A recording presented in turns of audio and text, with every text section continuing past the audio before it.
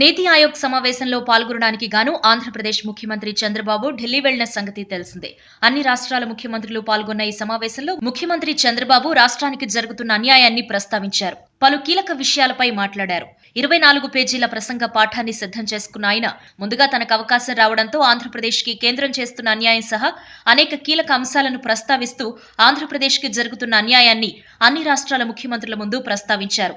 వ్యవసాయానికి సంబంధించి కనీస మద్దతు ధర, రైతుల ఆదాయం రెట్టింపు, పంటలకు బీమా వంటి అంశాలను ప్రస్తావించిన ముఖ్యమంత్రి జాతీయ వృద్ధి రేటు 2.4% ఉంటే రాష్ట్ర వృద్ధి రేటు 11% ఉందని పేర్కొన్నారు. ఆరోగ్యం మరియు గృహ నిర్మాణ రంగానికి సంబంధించి ఎస్ఈసిసి నివేదికలో అసమానతలు కూడా ఈ సందర్భంగా ప్రస్తావించారు.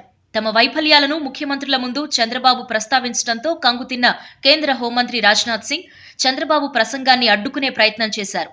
అయినా చంద్రబాబు తన ప్రసంగాన్ని ఆపలేదు. ఆ తర్వాత ప్రధాని నరేంద్ర మోదీ వద్దకు చంద్రబాబు వెళ్లారు. ఈ సందర్భంగా కర్ణాటక ముఖ్యమంత్రి కుమారస్వామి కూడా చంద్రబాబుతో ఉన్నారు. అలాగే కేరళ ముఖ్యమంత్రి పినరయి విజయన్ కూడా మోదీ పక్కన ఉన్నారు. ఈ సందర్భంగా ప్రధాని నరేంద్ర మోదీతో కూడా చంద్రబాబు కరచాలనం చేశారు. ఈ ఫోటోని కొన్ని పార్టీల కార్యకర్తలు ప్రచారం చేస్తూ మోదీతో లాలూచీ పడ్డ చంద్రబాబు అని వార్తలు రాశాయి.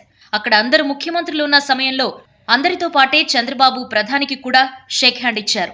పక్కన మోదీ ఉన్నారు కాబట్టి చంద్రబాబు నవ్వారు. ఇది సహజం. కానీ సందర్భానికి సంబంధించిన ఫోటోను పదే పదే చూపిస్తూ ఒక తెలుగు న్యూస్ ఛానల్ ఢిల్లీ వెళ్లి నీరుగార్చిన చంద్రబాబు అని కథనాలు ప్రసారం చేసింది. చంద్రబాబు మాట్లాడుతుంటే 7 నిమిషాల వద్ద రాజ్నాథ్ సింగ్ అడ్డుకునే ప్రయత్నం చేసినా చంద్రబాబు 22 నిమిషాల పాటు మాట్లాడారు. అది కూడా ముఖ్యమంత్రులందరి ముందు. అలాంటిది లాలూచీ ఏ విధంగా పడుతున్నట్టు? ప్రత్యేక హోదా కేంద్రం ఇవ్వట్లేదు అని చెప్పినప్పుడు ప్యాకేజీకి అంగీకరించిన సందర్భంలో కేంద్రం వద్ద లాలూచీ పడ్డారని వ్యాఖ్యానించారు. ఏదో కేసుకి భయపడ్డారన్నారు. మారిన రాజకీయ పరిణామాలతో చంద్రబాబు కేంద్రంపై యుద్ధం చేస్తుంటే 4 ఏళ్లు బీజేపీని కాపాడి ఇప్పుడు ఆత్మరక్షణ కోసం ఈ డ్రామాలు అంటూ వ్యాఖ్యలు చేస్తున్నారు. రాజకీయాలు వేరు, రాష్ట్ర భవిష్యత్తు వేరు.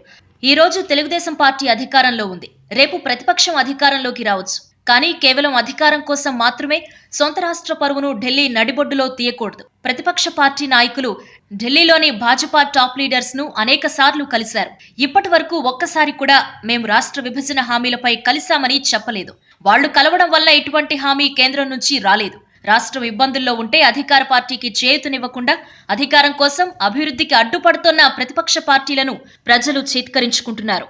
ఈ వీడియో మీకు నచ్చినట్టయితే లైక్ చేయండి, షేర్ చేయండి. మరిన్ని ఇంట్రెస్టింగ్ వీడియోస్ చూడడానికి మా ఛానల్ కు తప్పక సబ్స్క్రైబ్ అవ్వండి.